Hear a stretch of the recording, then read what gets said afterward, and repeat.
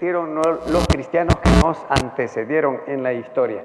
Y con el objetivo que sí cumplamos o continuemos los ejemplos buenos que nos dieron aquellos héroes y heroínas de la fe.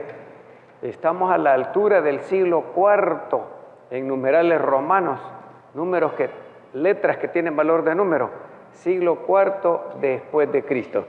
Y hoy nos corresponde estudiar quiénes eran los primeros monjes cristianos. Aquí lo voy a escribir. Los primeros monjes del cristianismo.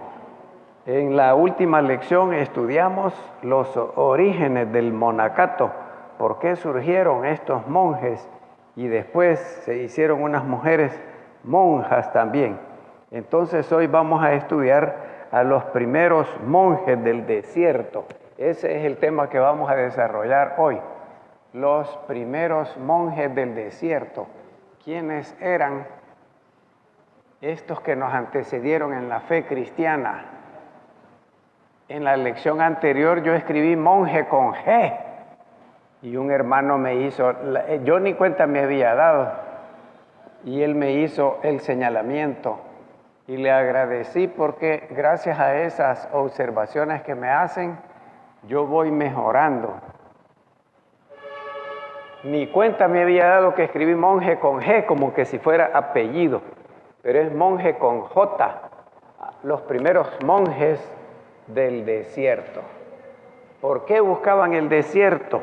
Por varias citas bíblicas que hoy vamos a ver. Vamos a leer en primer lugar Éxodo capítulo 3 del 15 al 18. Éxodo capítulo 3 del 15 al 18.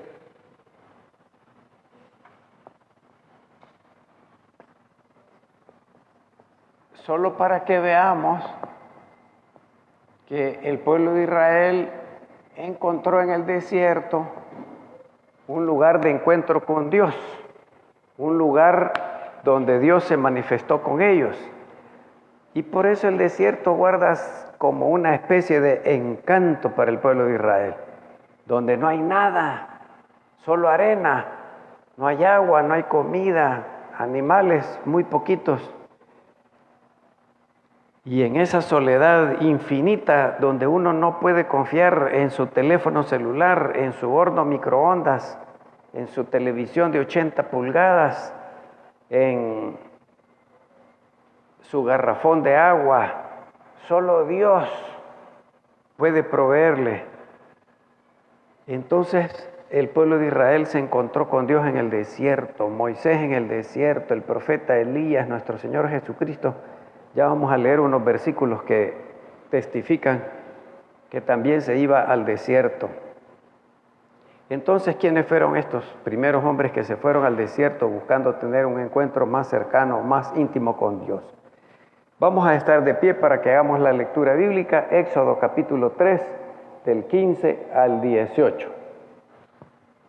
¿Alguien de ustedes quiere leer? Aquí tenemos un micrófono portátil para compartirle y que nos edifique a todos y que la lectura se escuche en las casas de los hermanos y hermanas. Okay. Éxodo 3 del 15 al 18. Adelante, hermano. Éxodo 3 del 15 al 18. Además dijo Dios a Moisés: así dirás a los hijos de Israel: Jehová, el Dios de vuestros padres, el Dios de Abraham, Dios de Isaac y Dios de Jacob, me ha enviado a vosotros. Este es mi nombre para siempre, con él se me recordará por todos los siglos. Ve y reúne a los ancianos de Israel y diles: Jehová, el Dios de vuestros padres, el Dios de Abraham, Isaac y de Jacob, me apareció diciendo: en verdad os he visitado y he visto lo que se os hace en Egipto. Y he dicho: yo os sacaré de la aflicción de Egipto a la tierra del Cananeo, del Eteo, del Amorreo, del Fereceo, del Heveo y del Jebuseo, a una tierra que fluye leche y miel. Y oirán tu voz, e irás tú y los ancianos de Israel al rey de Egipto, y le diréis: Jehová, el Dios de los hebreos, nos ha encontrado. Por tanto, nosotros iremos ahora camino de 3 días por el desierto para que ofrezcamos sacrificios a Jehová nuestro Dios. Gracias. Hagamos una oración, hermano José David. Ok, te damos gracias, Señor, la oportunidad que nos das nuevamente de reunirnos a alabar tu nombre, a aprender de ti, pero también a compartir unos con otros, Señor. Te damos gracias por esta oportunidad, por la semana que ha pasado y por que nos das la oportunidad de agradecerte por tu sacrificio y aprender de ti para alabarte de mejor manera. Amén. Amén. Tomen su asiento, hermanos, hermanas. Miren que Dios llamó al pueblo de Israel al desierto, donde no hay nada. Una nube los protegía de insolación. El calor del sol calienta el cráneo, el casco de hueso. Y cuando llega al cerebro, se desorienta. No sabe dónde es el norte, el sur, el este ni el oeste. Y empieza a vagar. Y hasta que la gente muere en el desierto. Veían Egipto, donde había lujo, pompa, unas cosas tan impresionantes hasta el día de hoy, unas estatuas de 30 metros de altura en la piedra dura habían sido talladas. El río Nilo majestuoso, solo el Amazonas se puede comparar con él en el planeta Tierra. Y veían aquellos sacerdotes vestidos con oro, porque el que tiene contacto con Dios tiene contacto con el que las puede. Y el faraón no se movía si alguno de sus dioses no le dictaba algo, y los sacerdotes de esos dioses. Y Dios no quería que, habiendo vivido 430 años en Egipto, 400 años como esclavo y 300 cuando José fue gobernador, entonces Dios no quería que imitaran esas cosas. Y por eso se los llevó al desierto, donde no había nada de eso. Y como tuvieron temor de conquistar la tierra prometida, se murieron todos los viejos retrógrados, todos los que creen que el pasado siempre ha sido mejor. Y es mentira. Cada época de la historia humana tiene sus características y uno no puede detener el tiempo, ni puede encerrarlo en una botella. El tiempo tiene una dinámica interna, como descubrió, o como dijo Heráclito de Antioquía, creo que era Heráclito. Dice, el devenir constante, las cosas están cambiando constantemente del ser al no ser, así que cada época tuvo sus cosas buenas y sus cosas malas, y esta sus cosas buenas y sus cosas malas, pero uno no puede vivir como antes. Entonces todos los viejos retrógrados se murieron 40 años vagando por el desierto, unas 2 que 3 escaramuzas para que aprendieran la guerra de conquista. Y en el desierto, donde no hay nada, donde uno tiene que aprender a depender totalmente de Dios. Al cristiano le cuesta mucho esto. Confía más en su cuenta del banco, confía en sus carros, su gente de a caballo. Hay historias hermosas en la Biblia, hermosas, donde un ejército enemigo numeroso, con caballos, con soldados, con cascos, con espadas, con jabalinas, lanzas, fueron derrotados por unos inválidos mendigos. Y la fiesta de las enramadas le hace recordar al pueblo de Israel que no tiene que depender de nada más que de Dios. Entonces uno no quiere gastarse el pisto y resulta que se muere y no se gastó el pisto. Y el pisto que dejó, lo deja para que peleen sus hijos por la herencia y disfrutan del dinero que no trabajaron porque no les costó. Y la gran preocupación por heredarle algo a los hijos. Y no les enseñamos a que ellos deben de trabajar y esforzarse para que aprendan lo que cuesta ganarse el dinero y lo que cuesta comprar una casa. Todos los viejos de mi generación, 65 años tengo yo, así crecimos, sin tener carro. Hoy los hijos de nosotros en carro desde que nacieron o antes de nacer. Ya llegan los niños de 15, 16, 17 años en los grandes carros de los papás, porque ellos no se lo han comprado. Y con los teléfonos celulares que ellos no han pagado. Y como no saben cuánto cuesta ganar el dinero, papá dame, mamá dame, y hasta los obligan y se enojan cuando no les dan. En el desierto uno aprende a depender únicamente de Dios y de nada más. Es una fiesta bonita, no sé si la practican todavía, las enramadas, donde afuera de su casa hacen una enramadita, 4 palitos, unas hojas de palma Y allí, sin teléfono celular, sin microondas, sin televisión, sin cocina, a comer como uno puede prepararse los alimentos para que aprenda a depender totalmente de Dios. Por eso el desierto tiene un lugar privilegiado en el encuentro con Dios. Y cuando Constantino, el emperador romano, favoreció a la iglesia cristiana y le prestaba sus carros, sus caballos y sus choferes, entonces los cristianos dijeron: esta es bendición de Dios, esto es lo que Dios quiere para nosotros. Y ya los templos fueron haciéndose, esas catedrales hermosísimas, porque de la arquitectura más hermosa del planeta Tierra y a lo largo de la historia son los templos cristianos. Una belleza impresionante que lo deja uno con la boca abierta. Aquella catedral, ¿cómo es que se llama? La catedral de Rusia, en Leningrado. Una catedral tan hermosa. El zar, el emperador ruso, la mandó a hacer.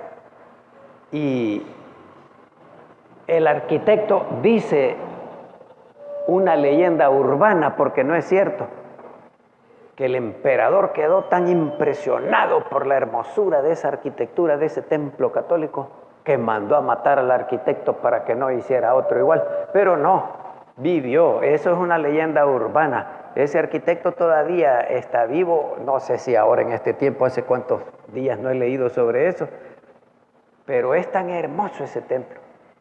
Y algunos cristianos entonces dijeron: no, eso es lo que Dios no quiere.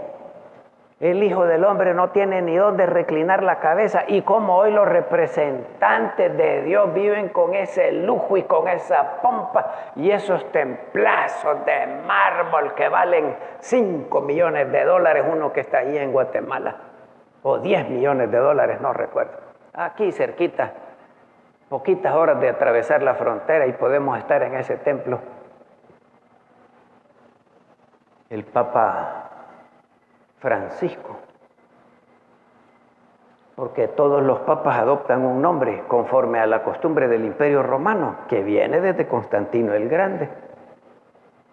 Pero este papa que acaba de fallecer, que ayer lo enterraron, dijo: voy a tomar mi nombre de Francisco de Asís.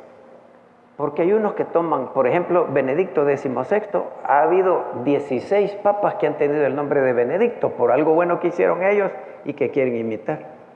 Y este Papa Francisco cambió algunas cosas. Solo con el ataúd, no es el que ocupan todos los papas a lo largo de la historia. No, uno de madera y le ponen zinc para que no se descomponga mucho el cuerpo, que lo proteja un poco, selladito. Ahí vieron ustedes en la televisión que lo sellaron. Y madera de ciprés, casi como la madera de pino de nosotros, que es la más barata aquí en El Salvador. Y no se vistió ni con los zapatos aquellos rojos. Y una cosa, que el hilo de la tela de la túnica del Papa de oro, y un montón de cosas. Este Papa no, dijo: quiero morir más como un párroco, como un párroco de San Jacinto o de otro municipio, y no con esa pompa. No quiso vivir tampoco en el Vaticano, porque cuando veía esos cuadros impresionantes, eso no tiene precio, hermanos, hermanas.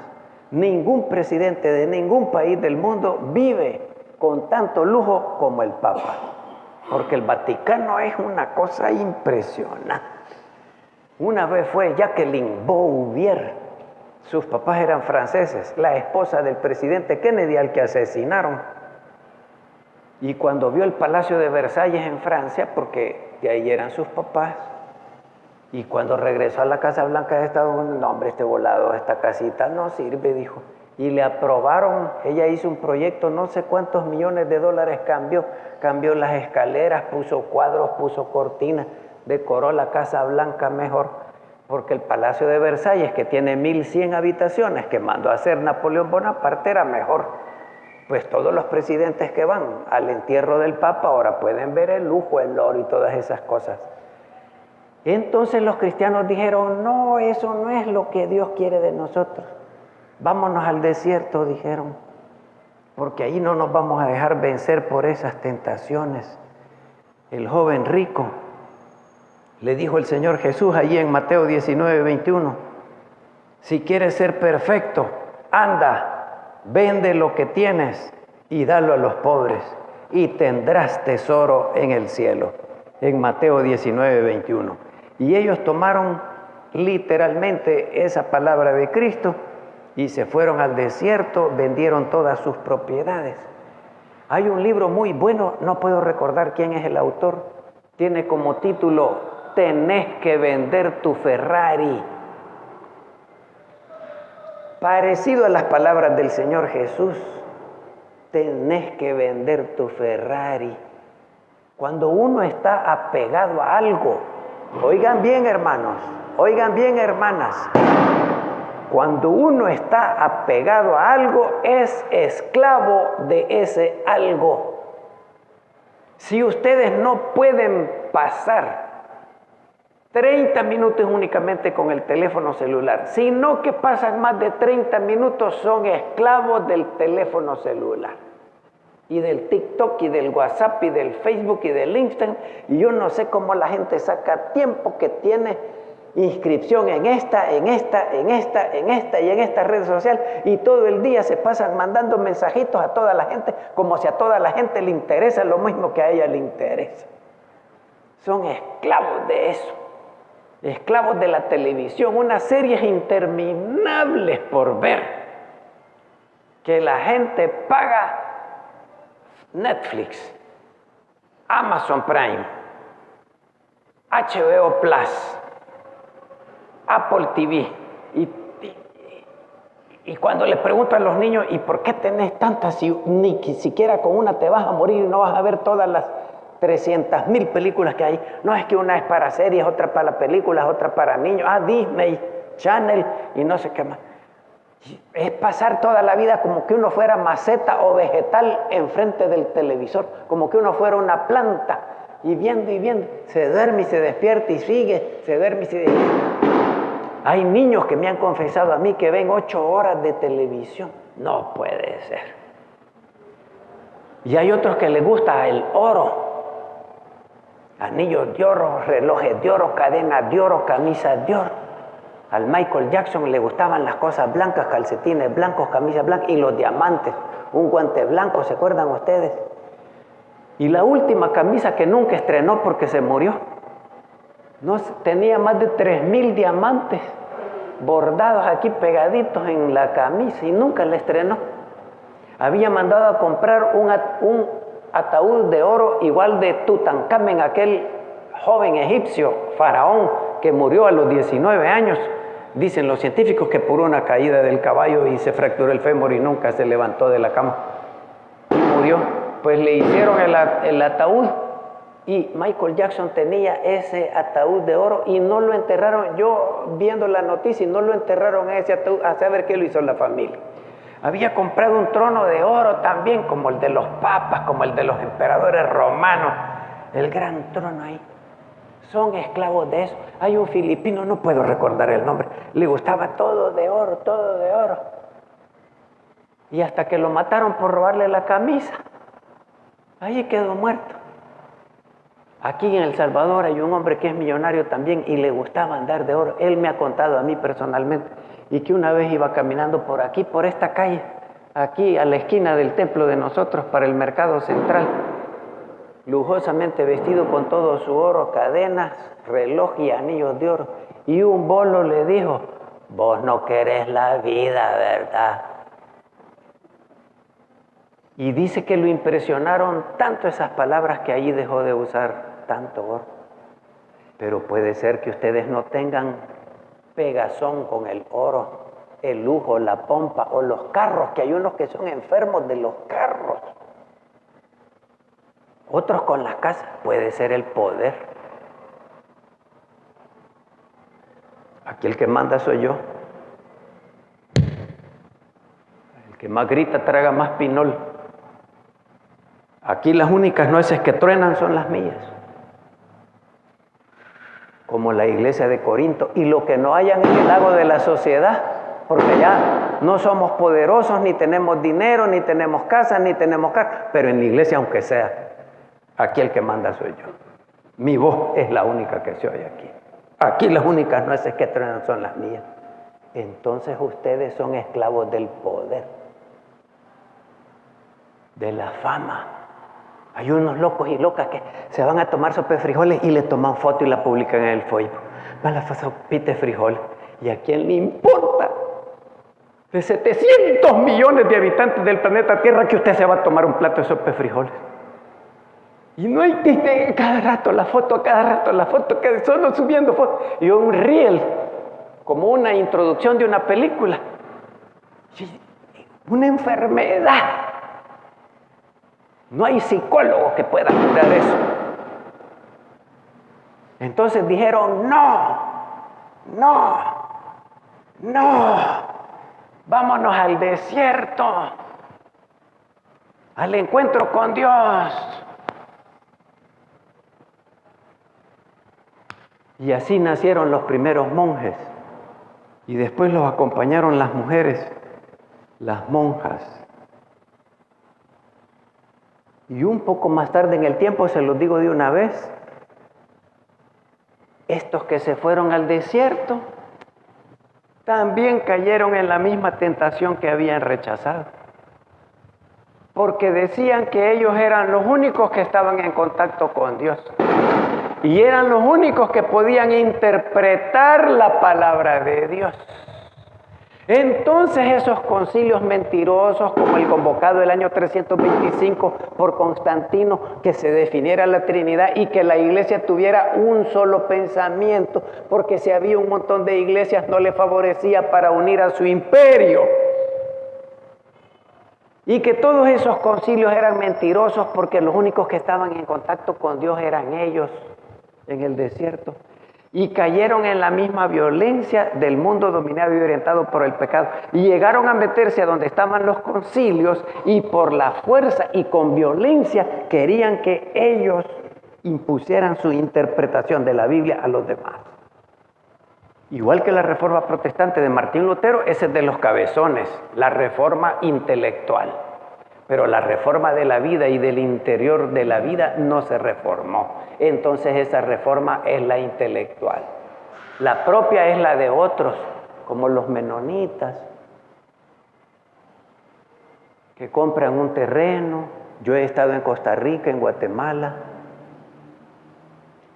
No ocupan agua de la Administración Nacional de Acueductos y Alcantarillados. Ellos sacan su propio pozo. Aquí en El Salvador también hay. Ellos no compran verduras y frutas en los mercados. Ellos la siembran, ellos la producen, ellos la cosechan. Tienen sus vaquitas y las ordeñan, hacen su leche, su queso. No usan zapatos de $300, sandalias, la ropa que ellos ocupan, diferente. No usan teléfono celular, como unos en los Estados Unidos que se llaman Amish. Y así, yo he estado con ellos, es impresionante. No comen comida chatarra, no consumen Burger King, Wendy's, McDonald's, Pizza Hut, Pollo Campero, Kentucky. No. Ellos se preparan su comida orgánica, su pan, todo lo hacen ellos. Ustedes tienen que decidir si eso está bien o está mal. Así que, ¿quiénes fueron los primeros monjes del desierto? Objetivo general. Para esta clase, ¿qué pretendemos con estudiar esta lección?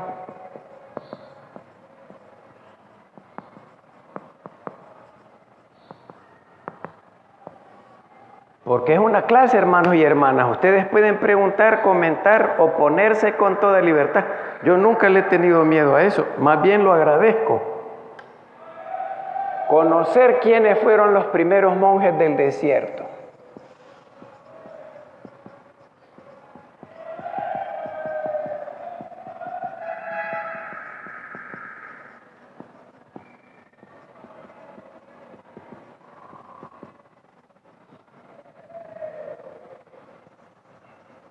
Hoy sí lo escribí con J, hermanos, hermanas, porque la vez pasada ya les dije que lo escribí con G.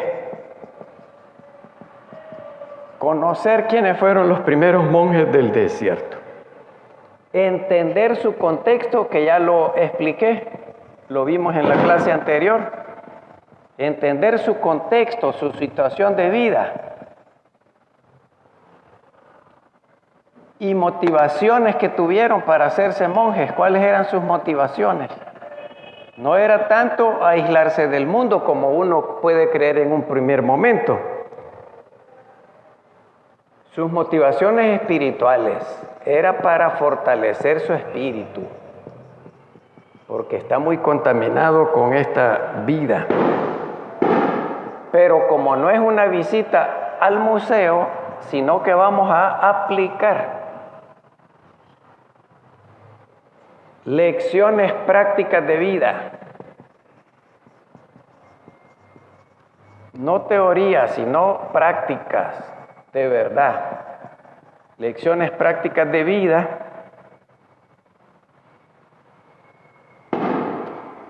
De oración, vida de oración. ¿Cuánto oramos nosotros? La soledad. A mí me gusta la soledad. Hay gente que no puede vivir sola, enciende la televisión y enciende el radio. Y un poquito de disciplina espiritual.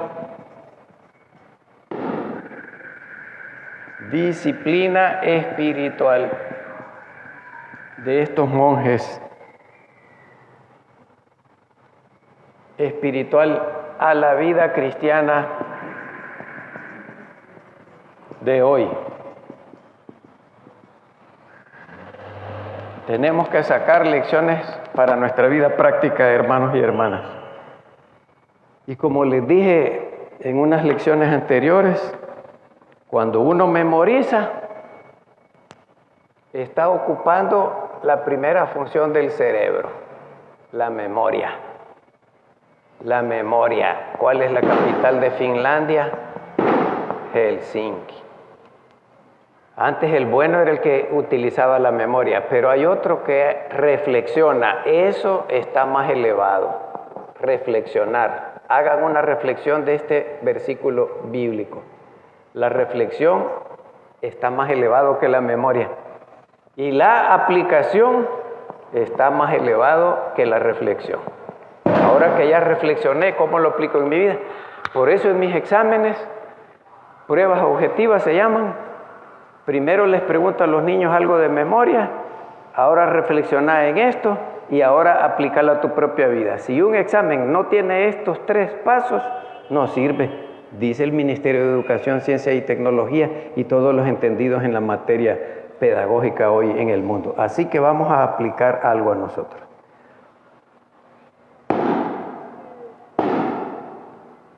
Algunos de ustedes, porque es una clase, pueden participar abiertamente, libremente y sin impedimento. Algunos de ustedes a lo largo de su vida ¿ha sentido el deseo de apartarse de la bulla, de la televisión y del teléfono celular? Un ratito para estar a solas con Dios.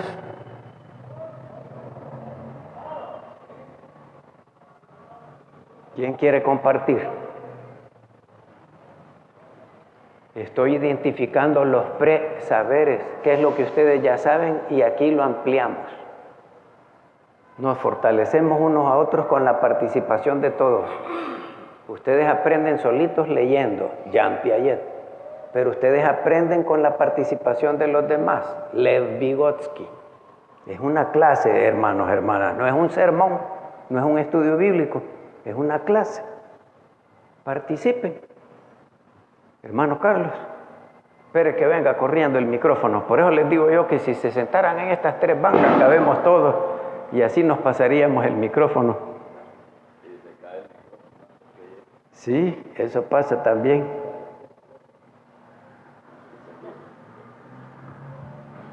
Buenos días. A mí se me ocurre lo que está diciendo, lo de irse al desierto y la soledad y todo eso. Usted dice si en algún momento nosotros en nuestra vida hemos sentido esa necesidad, o sea, yo no le llamaría deseo, sino que una necesidad, o sea, usted lo necesita. En mi caso personal, yo necesito eso a diario, porque hay mucho ruido, porque la vida es bien agitada, porque el trabajo es bien agitado, y uno siente, yo siento esa necesidad, y a veces le aconsejo, le sugiero, trato de enseñarle a mis alumnos, a las demás personas, que aunque no sean mis alumnos, lo importante que es eso. Yo compararía eso con una experiencia que he tenido solo una vez y quiero repetirla, de ir a tomar un spa. No sé si alguno de ustedes ha tomado un spa. Yo he tomado un spa una vez. Y esa cosa, el que yo compré, estaba en oferta, por supuesto, no tengo plata para financiar mucho. Ajá. Yo recuerdo que duró 4 horas. Y le digo yo a la gente, allí olvídese que el mundo existe. Ahí usted se olvida que el mundo existe. Existe usted. Ese tiempo es suyo. Reflexione, disfrútelo, respire, sienta la vida. Embriáguese con la vida en ese momento, en esas 4 horas. Y es algo así como estar, como decía usted, solo, o sea, casi como en el desierto. En el spa lo meten en unos salones donde solo existe ruido de cascadas, pajaritos cantando, está iluminada con luz negra y está solito, hace descansar. Yo me acuerdo cuando salí de ahí, casi no encontraba el camino para salir del edificio. O sea, es una experiencia muy, muy interesante. Con eso le compararía yo lo de la separación e ida hacia el desierto. Y sí, yo siento que todos los días necesito, aunque sea un momentito, de esa manera. Muy bien, excelente. Oigan las palabras, hermana, allá atrás, llevémosle el micrófono, es lo que les digo yo. Si se sientan en estas primeras 3 bancas, vamos a mejorar. No hay que salir corriendo allá y después, sí, y ya lo llamé 2 veces. Si se sientan en estas primeras 3 bancas, no vamos a tener que andar corriendo con el micrófono de un lado para otro. Vénganse para acá, es una clase, que tengamos identidad de cuerpo, que pertenecemos a esta, no que esta banca es mía, esta banca es mía. Vaya, muy bien, adelante hermana Marina. Buenos días hermanos, hermanas. A mí no me gustaba la soledad, joven. A medida que el tiempo iba avanzando, bueno, medio disfrutaba de la soledad. Cuando mis 2 hijos se casaron, me quedé sola. Sufrí, ¿verdad? Lloraba, yo sola, escribía. Muy bien. Pero a medida que fui pasando, ya tengo como 15 años de estar sola. Mi esposo se fue para Olocuilta, me quedé yo sola en la casa. Entonces, empecé a disfrutarla, pero no la pude disfrutar más que estando en comunión con Dios. Ajá, muy orando, cantando, danzando, yo solita, nadie me veía, ¿verdad? Y entonces, viendo mensajes que me gustaban sin que nadie me dijera, haga esa bulla. Entonces, sí, yo la he estado disfrutando bastante, pero me costó meterme a eso, porque para mí sí fue un desierto en cierta medida. Al principio tal vez, pero después ya se convirtió en algo tan bonito para mí, que ahora mi esposo me dice que me vaya allá con él pero yo le digo, no, si es que yo estoy bien aquí, le digo, yo me siento realizada, ¿verdad? bien. Ya de que Dios quiso, porque yo no lo eché a él, sino que las circunstancias nos separaron, ¿verdad? Sí. Entonces mis hijos tampoco, ellos se casaron y yo los dejé ir. Así es que sí, la soledad es bien bonita, pero siempre cuando uno está de la mano de Dios, porque si no uno se distrae en cosas, en vanas filosofías, como dicen así, ¿va? Sí. En el celular, en otras cosas. Yo a veces miro una película mundana, pero ligerito digo yo, no, ya no quiero estar en esto, no me quiero enviciar en estar en películas así, ¿verdad? Así es que sí es bonita la soledad, pero cuando uno está mayor debe de disfrutar esa soledad más que cuando uno está joven no puede, porque quiere estar con todos y estar en todo. Muy bien. ¿Verdad? Así es que esa es mi reflexión. Dios Gracias. los bendiga, hermano. Gracias, hermana. Muy bien, ya ven ustedes, parecido a esa necesidad de estar solos, porque es admirable los esposos que siempre están juntos. Pero hay un poeta libanés de nombre Gibran Jalil Gibran que murió en Nueva York, ahí está su tumba en el cementerio de Nueva York. Y él escribió un poema hermoso: el encino y el ciprés no crecen el uno a la sombra del otro. Está bien que ustedes se amen, se abracen, se besen, pero permitan que haya espacios entre vosotros. Un árbol no puede estar a menos de 3 metros de distancia del otro, dicen los ingenieros agrónomos. Y el hombre necesita sus horas, él solo. La mujer necesita sus horas, ella sola. Así como los esposos necesitan descansar de sus hijos, los hijos necesitan descansar de los papás. Ellos también que tengan actividades solos y los papás solos. Y por eso empezaron estos hombres, por el rechazo a esa situación de vida, del lujo, de la pompa, del poder político, social, militar, económico, religioso. Entonces ellos lo rechazaron y se fueron al desierto como una disciplina para fortalecer su espíritu. Y los primeros que hicieron esto fue Antonio el Grande, le llamaron. Nació en el año 251 después de Cristo. El primero del que se tiene registro, Antonio el Grande, así como Alejandro el Magno, así como Constantino. Hay varios a lo largo de la historia que les han llamado el Grande.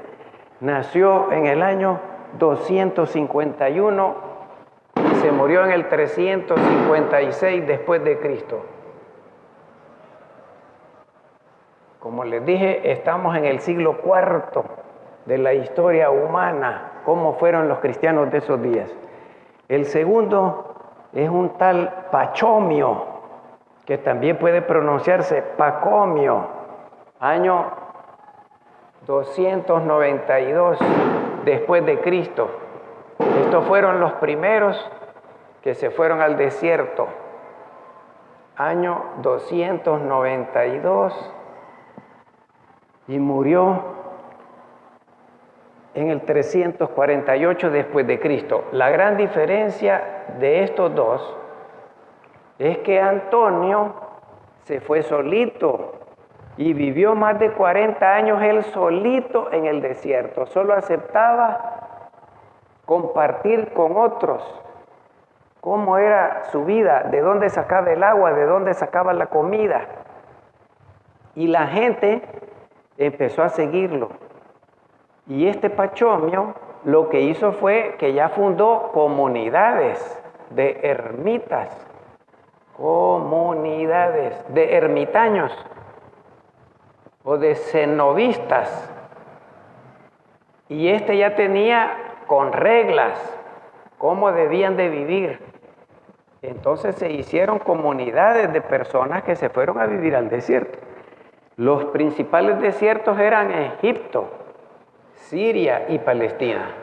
Y el tercero de los más conocidos en la historia humana es Macario, de Egipto.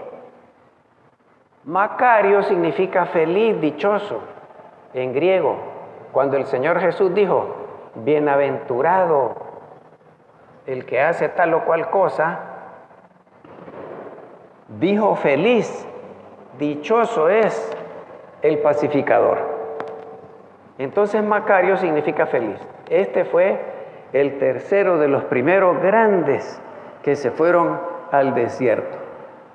Desarrollaron enseñanzas espirituales profundas sobre la lucha interior de uno, los apetitos de la carne. Por ejemplo, eso de robar. Hermanos, hermanas, ayer me di cuenta de una empresa que ustedes conocen, empresa de comida, que estaban robando. Cuando contrataron a los auditores, van a ver ahí todo. ¿Por qué la gente no se conforma con su dinero, como dijo Juan el Bautista? Siempre quiere más. En los Estados Unidos, una serie de la televisión, El estilo de vida de los ricos y famosos, enfermó a la gente del cerebro, de la psicología. Y fueron a pedir préstamos para comprar una casa grande, carros, ropa, zapatos, perfumes. Y no pudieron pagar, hicieron quebrar a todos los bancos de los Estados Unidos. Aquí en El Salvador nosotros tenemos una costumbre de siglos de no pagar. Les voy a dar un ejemplo. Vino Electra, un almacén de México, de las 5 empresas más grandes de México, y abrió almacenes aquí con radios, televisores, refrigeradoras, lavadoras, y se fueron a la quiebra porque la gente en El Salvador no paga.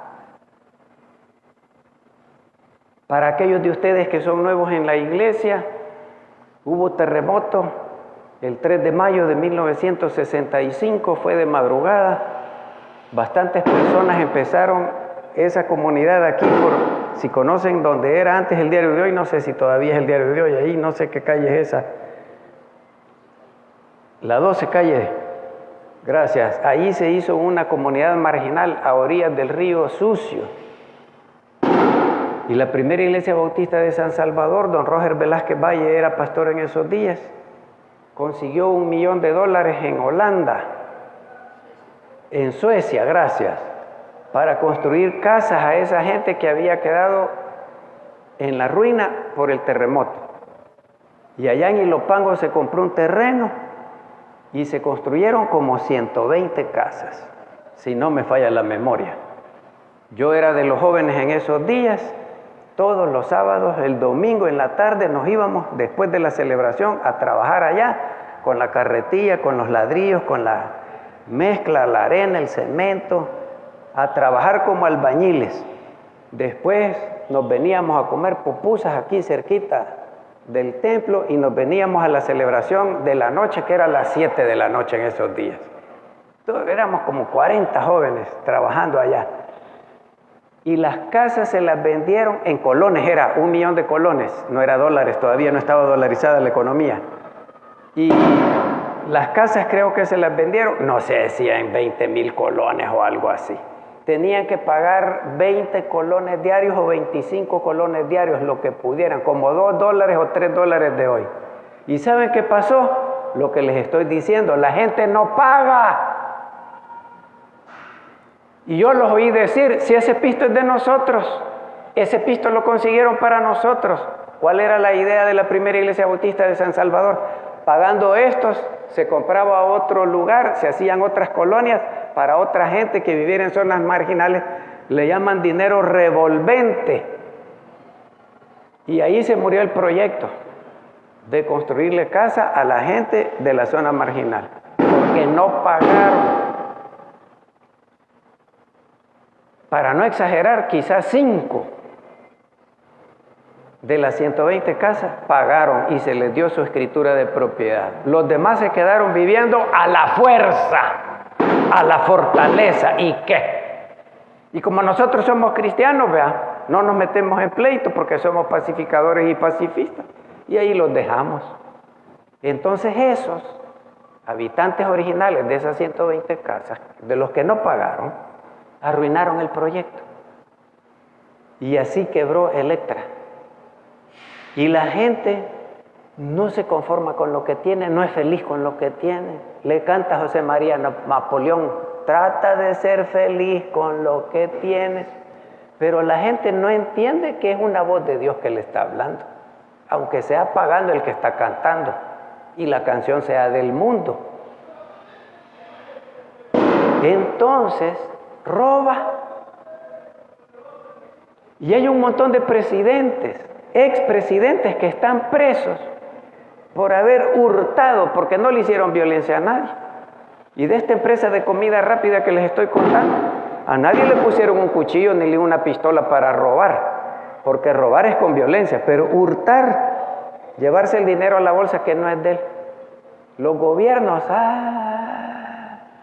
no hay país del mundo que no esté exento de corrupción, de pudrición, de la gente que con el dinero que le cuesta tanto esfuerzo pagar a los contribuyentes, ellos se dan una vida de reyes y reinas.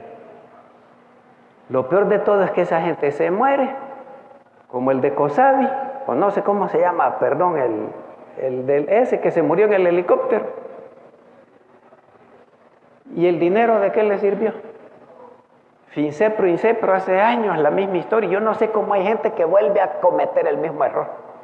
Aquí me pagan más y lo vuelven a engañar. Y, cada uno es cada uno. ¿Pero por qué?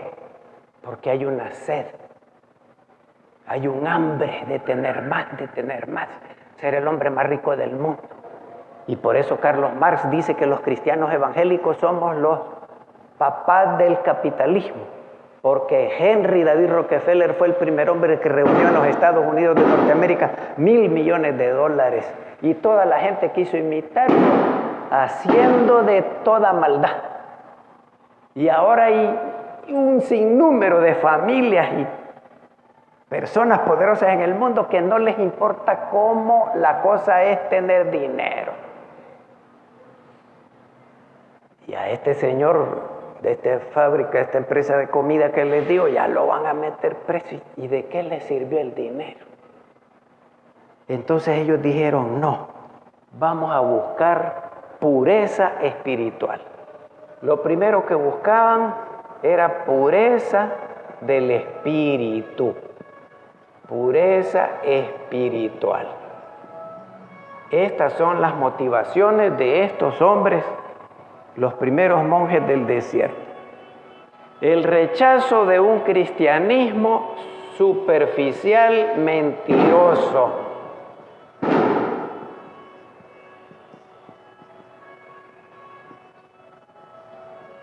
Lo mismo que nos dicen a nosotros hoy, calientabancas. Desde que era joven me vienen diciendo lo mismo en esta iglesia. Rechazo de un cristianismo superficial y materialista. El que le gusta el lujo del templo. El templo más grande. Compitamos con los católicos romanos. Las cortinas las hemos traído de Persia, las alfombras de Italia, el mármol lo hemos comprado en Israel, de Egipto trajimos no sé qué, como aquellas estatuas de Memphis, de los faraones egipcios. No, dijeron los cristianos, no queremos eso. Aquí las podemos porque con nosotros se reúne el alcalde, el presidente, el ministro. Y en tercer y último lugar, la búsqueda de la santidad personal, porque sin santidad nadie verá al Señor. Esas tres cosas buscaron estos monjes. Y por eso se fueron al desierto. Vamos con los textos bíblicos, hermanos y hermanas. Es necesaria la soledad y el silencio como un medio para escuchar a Dios. Porque cuando oramos, Padre te pido, Padre dame, Padre te pido, Padre dame, pero no oímos nunca a Dios y es un diálogo en la oración. Leamos los textos bíblicos. Alguien de ustedes que levante la mano y lea Mateo 14, 22 y 23. Son palabras de nuestro Señor Jesucristo. ¿Qué hacía el Señor Jesús y cómo tomaron estos monjes el ejemplo del Señor Jesús? Mateo 14, 22 y 23, ¿quién lo va a leer? Tania. Aquí le vamos a llevar el micrófono a Tania. Gracias, Tania. Voy a repartir las tres citas bíblicas para que las leamos de una sola vez, como si fueran ráfagas de textos bíblicos. Espérame, Tania, voy a repartir. Lucas 5, 15 y 16. ¿Quién quiere leer Lucas 5, 15 y 16? Levante la manita. Hermana Ana, gracias, hermana Ana. Lucas capítulo 5, versículos 15 y 16. Y vamos a ver en estos textos bíblicos que nuestro Señor Jesús buscaba lugares solitarios para orar, para conectarse con el Padre Celestial, para buscar pureza espiritual, para rechazar, no era un cristianismo, sino una ley de Moisés, una religiosidad superficial y materialista. Y el Señor Jesús buscaba siempre su santidad personal. Leamos estos dos textos bíblicos, Mateo 14, 22 y 23. Para arriba el switch. Enseguida Jesús hizo a sus discípulos entrar en la barca e ir delante de él a la otra ribera, entre tanto que él despedía a la multitud. Despedida la multitud, subió al monte a orar aparte, y cuando llegó la noche estaba allí solo. Gracias. ¿A dónde se fue el Señor Jesús? Despidió a la multitud, despidió hasta a los discípulos, y él solito a un monte, a orar, él solito. Hermana Ana, Lucas 5, 15 y 16.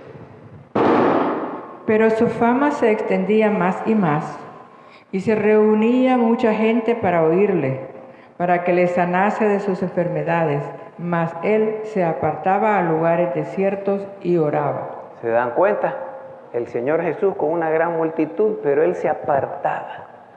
Se iba al desierto otra vez donde no hay nada, el lugar privilegiado del encuentro con Dios, y ahí oraba. Nosotros tenemos escrito en 1 de Tesalonicenses 5:17, orad sin cesar. Les he contado de una muchacha de Apopa que tenía una vida espiritual terrible. Ni siquiera tengo valor de contarles cómo era la vida de esta muchacha. Y le dije yo, ¿y vos cuántas veces orás al día en una consejería pastoral? Y me contestó, hace 8 años que no oro, pastor. Miembro de la iglesia. Yo no le dije nada, pero el doctor Merengue. Sí, exactamente, así dije yo, con razón tenés una vida tan arrastrada. Y nosotros, hermanos, hermanas, ¿cómo vivimos nuestro hábito de orar cada día? ¿Cuántas veces comemos comida al día? ¿O cuántas veces el cuerpo humano pide comida al día? ¿Cuántas veces? 3 veces. A veces 5, sí. A veces a mí que tengo solitaria y ya acompañada porque me pide mucho. Pero si uno no ora, es como que no comiera o no bebiera. Y esta lucha contra las pasiones, el cristianismo superficial, materialista, ese deseo de robar, de tener más de cualquier cosa. El apóstol Pablo, qué estatura espiritual tenía el apóstol Pablo. Pero en la carta a los Romanos, capítulo 7, del 14 al 25, que ya no vamos a leer porque ya se nos terminó el tiempo, pero ustedes lo conocen, yo soy carnal, vendido al pecado. Lo bueno que quiero hacer no hago, y lo malo que no debo eso hago, pero es por el pecado que mora en mí, en mi carne. Dentro de mí no mora el bien, quiero hacer el bien, pero no lo hago. Es por el pecado que mora en mí, es porque el mal está en mí. Hay un hombre interior que se rebela contra mi mente, que me dice hacer lo bueno. La ley del pecado está en todos mis miembros. Soy espiritual, pero mi carne le sirve a la ley del pecado. Hay un combate que el cristiano tiene todos los días. Y no es solo sexo la cosa. Si ya viejito uno le va terminando la energía. ¿Cómo se llama? La energía, la libido. Entonces es otro tipo. La gente me dice, ¿y por qué eso los papas viejitos buscan? Para que no haya una mujer que les tuerza la conducta, el pensamiento. Sí, aún viejitos, pero poquitos años son. 12 años duró Francisco y fue de los papados más largos. 3 preguntas para que terminemos. ¿Qué costumbre, qué práctica de estos cristianos del desierto podemos aplicar en nuestra vida? Aquí hay 3 escritas, pero ustedes pueden proponer más. Ya memorizamos un poco, ya reflexionamos un poco, ahora apliquemos y aquí terminamos la clase. ¿Cuál de estas podemos aplicar a nuestra vida? Así, abiertamente y sin impedimento. No den un sermón, solo digan, yo voy a hacer esto, lo otro. La oración continua, gracias. Aunque uno vaya en el bus, en el microbús o en su carro, aunque esté en la casa, esté comiendo, esté en el trabajo, una oración la puede hacer así. Y cuando uno se acuerda de una persona, ese es el momento de orar por esa persona. Otra práctica de vida de los monjes que podamos aplicar a nuestra propia vida.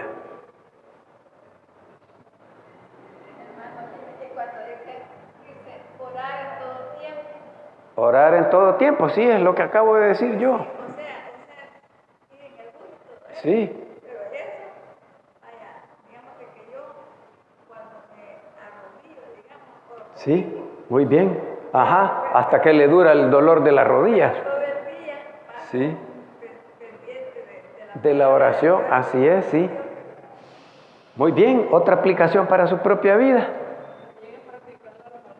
La armonía, gracias. Como las cuerdas de la guitarra que sacan música porque vibran armónicamente. Tania.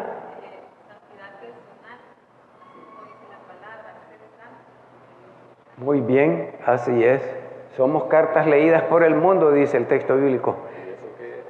La santidad personal, evitar el pecado, la pureza espiritual y la pureza de la carne también. Sí.